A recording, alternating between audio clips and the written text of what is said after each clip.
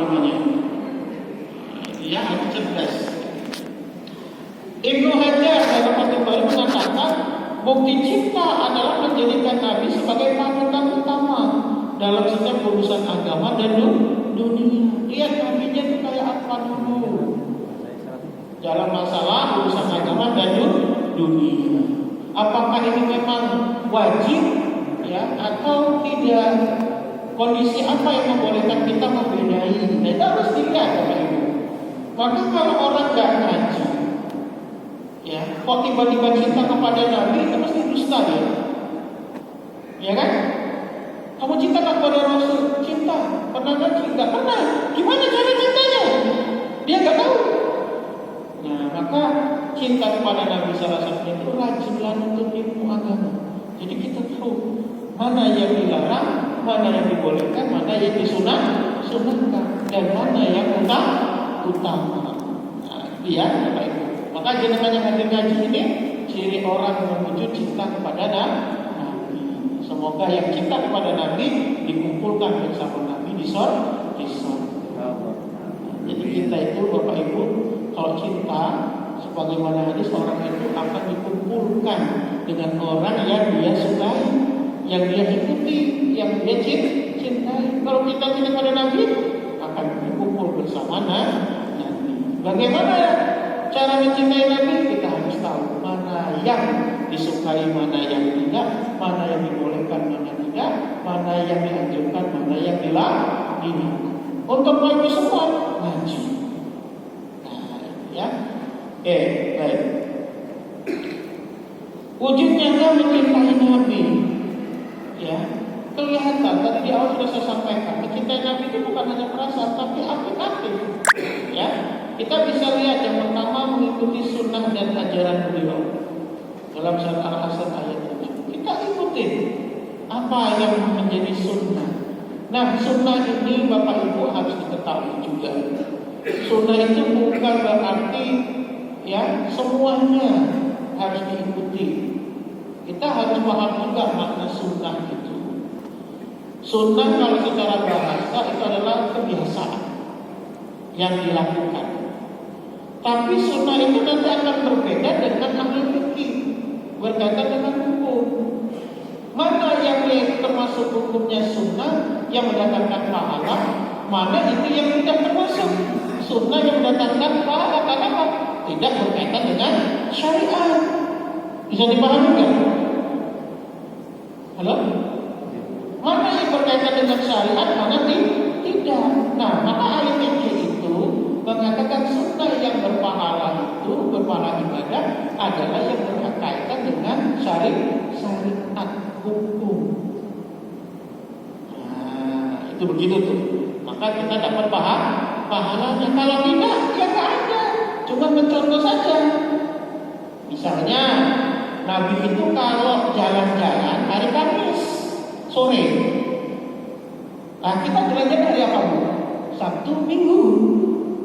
Berarti sunnah nggak kita? Kalau secara bahasa, tidak kan? Karena Nabi jalan-jalannya hari Kamis. Ayo, siapa yang jalan-jalan hari Sabtu dan Minggu? Itu nggak sunnah. Kalau memaknai sunnah itu secara bahasa, yaitu kebiasaan Nabi itu kalau Kamis jalan-jalan Pak, nggak ada hari Minggu mereka jalan-jalan. Nabi itu kalau jalan-jalan kemana Ustaz?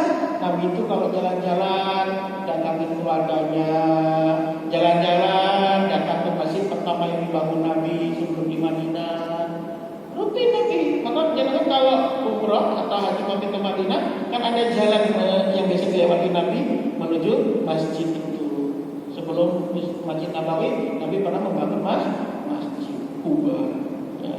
Nah, itu sana juga tuh Nabi jalan-jalan. Lagi dengan jalan-jalan ke pantai, sunnah Nabi nggak itu? Kalau itu dianggap sunnah, bisa dipahami. Oh, berarti kalau jalan-jalan harus ke masjid, berarti takjil. Nah, gitu. Maka harus memahami makna sunnah itu supaya nggak salah. Dan tidak semua bisa kita ikuti kan? Betul? Nabi bajunya apa? Jubah. Lah kalau saya ini sunnah enggak? Enggak kan? Maka lihat dalam syariat Islam itu baju itu apa hukumnya? menutup aurat. Aurat laki-laki itu di mana? Aurat perempuan itu di mana? Itulah syariat. Sehingga tidak wajib bagi kita harus pakai jubah karena tidak ada aturan. Halo? Aturannya adalah menutup aurat. Lalu ada adab berpakaian. Itu kalau orang nggak paham makna sunnah, saya dianggap nggak sunnah. Pakai batik. Batiknya dia nggak tahu batik apa kan? Bisa dipahami makna sunnah. Sehingga nggak paham nanti hati-hati. Membela kehormatan Nabi dari hinaan dan pelecehan. Bukti cinta kita itu membela Nabi. Kalau ada yang menghina Nabi, ya kita ingatkan. Nah itu Bapak Ibu. Ya, jangan berdiam diri. Minimal apa? Lewat tulisan. Kadang ada orang menghina Nabi itu nggak merasa dia menghina Nabi dengan kalimatnya. Ya kan? Contoh misalnya, ya Nabi juga kan manusia, masa kita harus begini, mesti gini, hati-hati. Semua manusianya Nabi itu lebih terhormat daripada kamu yang manusia biasa. Nah, itu Pak, harus hati-hati. Ya, apalagi terkait dengan masalah poligami. Ada orang nggak sadar itu, saking bencinya poligami dia nggak ingat kalau Nabi itu poligami juga. Nah, itu saya ingatkan, maaf Bu, kalau ngomong masalah poligami hati-hati. Nanti Nabi kena itu, karena Nabi juga poligami. Nah, jadi kita kadang-kadang nggak hati-hati ketika berbicara, ya itu sebenarnya menyinggung Nabi. Ya, termasuk kemarin kasus Again dan lain sebagainya, hati-hati, jangan sampai menyinggung zuriyah Nabi. Nah itu gitu ya. Kita ingatkan, sehingga saya ingatkan teman-teman, kamu punya kepentingan apa harus membahas itu?